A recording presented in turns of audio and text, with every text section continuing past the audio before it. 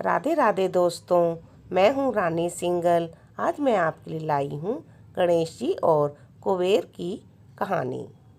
कुबेर रावण का सौतेला भाई था और शक्ति संपन्न होने के बाद उसने सोने की लंका कुबेर से छीन ली थी। बात उस समय की है जब कुबेर के पास स्वर्ण का बहुत बड़ा भंडार हो चुका था। अपने स्वर्ण भंडार से गद कुबेर ने सोने की लंका का निर्माण कराया। जैसा कि स्वाभाविक है, सोने की लंका बनवाने के बाद वह उनका प्रदर्शन करने के लिए कुबेर का मन फड़फड़ाने लगा। उसने अपने वैभव का प्रदर्शन करने के लिए एक भव्य भोज का आयोजन किया, जिसमें देवता भी शामिल हुए। चारों ओर कुबेर की धन संपदा की चर्चा होने लगी। इसके बाद भी उसका गर्वित मन संतुष्ट नहीं हुआ, तो उसने सोचा कि स्वयं परमात्मा को आमंत्रित किया जाए। इससे पहले उसने भगवान विष्णु को आमंत्रित करने का सोचा। इसी के साथ उसे याद आया कि विष्णु जी तो धन की साक्षात स्वरूप माँ लक्ष्मी के अधिपति हैं। उनके सामने उसका वैभव कहीं भी ठहर ना पाएगा। इसके बाद उसने ब्रह्मा जी को बुलाने का सोचा, पर वो ठहरे ज्ञानी। उनका संबंध केवल ज्ञान और शास्त्रों से था। धन संपदा से उनका कुछ लेना देना ही ना था और ना ही उन पर उसका कुछ प्रभाव पड़ना था।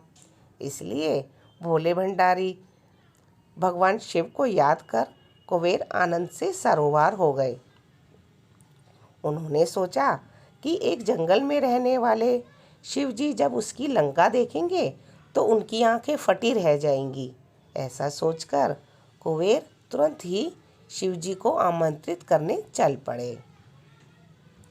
कुबेर जी जब शिव जी को आमंत्रित करने कैलाश पर्वत पहुँचे, तब भगवान ध्यान में थे। कुबेर उनके जागने की प्रतीक्षा करने लगे। शिव जी जब ध्यान से उठे तो कुबेर को देखते ही उनके मन का भाव जान गए और उनकी नादानी पर मुस्कुरा उठे। कुबेर यह ना जान सके कि जिनको कण कण का भान है, वह उनका भी मन पढ़ सकते हैं। उन्होंने शिव जी से कहा कि हे भगवान, मैंने एक छोटा सा घर बनाया है और मेरी इच्छा है कि आप मेरे घर को अपने चरण धूलि से पवित्र करें। कृपया मेरे घर पर भोजन का निमंत्रण स्वीकार करें। भगवान शिव ने उन्हें बधाई देते हुए कहा कि अभी तो मैं ना जा सकूंगा। मेरा पुत्र गणेश अवश्य आपके निमंत्रण का मान रखेगा। गणेश जी उस समय किशोरावस्था में थे। कुबेर ने सोचा कि पिता ना सही, बेटा ही सही मेरा ऐश्वर्य देखकर अपने घर में कुछ तो चर्चा करेगा।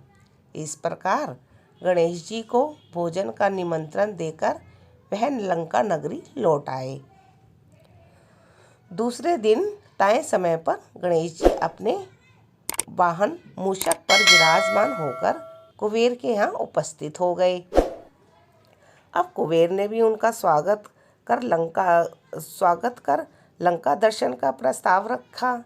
वह भूल गया कि गणेश जी तो भोजन प्रेमी हैं। उन्हें तो सिर्फ खाने से मतलब है और किसी चीज़ से नहीं। तो गणेश जी ने कहा कि मैं तो भोजन करने आया हूँ, आपकी लंका देखने नहीं आया हूँ। कृपया करके आप भोजन लगवा दीजिए, मुझे भूख लगी है। मन महसूस कर कुबेर जी ने भोजन लगवा दिया, लेकिन गणेश जी की भूख का अंदाज़ा उसे नहीं था। गणेश जी ने कुबेर का सारा खाना पलक झपकते ही साफ कर दिया और अधिक मात्रा में भोजन लाने को कहा। कुबेर ने अपने महल के समस्त सेवकों को भोजन बनाने और परोसने में लगा दिया, पर गणेश जी की भूख तो खत्म ही नहीं हुई। वास्तविकता यह थी कि गणेश जी का पेट माता पार्वती के हाथ से एक कौर खाना खाकर ही भरता था। यहाँ माँ के अभाव में उन्हें पेट भरने का आभास ही नहीं हो रहा था। आखिर में कुबेर ने हाथ जोड़कर माफ़ी मांग ली और भोजन परोसने में असमर्थता जता दी। गणेश जी बहुत नाराज हुए और बोले, तुम तो एक व्यक्ति को पेट भर भोजन तक नहीं करा सकते, फिर तुम्हारे इस धन का और सोने की लंका का क्या मोल? पहले भोजन की व्यवस्था तो कर लेते, फिर निमंत्रण देते। गणेश जी के वचन सुनकर कुबेर शर्म से पानी पानी हो गए। उधर कैलाश पर्वत पर ध्यान में लगे शिवजी ने इस पूरे प्रकरण का भरपूर आनंद लिया। अब कुबेर घबराकर भागे भागे शंकर भगवान के पास गए और बोले कि मुझे माफ़ कर दीजिए भगवान, मैं अपने धन के अभिमान में चूर हो गया था, और आप गणेश जी को भी बुला लीजिए। तब शंकर भगवान ने गणेश जी को बुला लिया। तो बोलो गणेश महाराज की जय।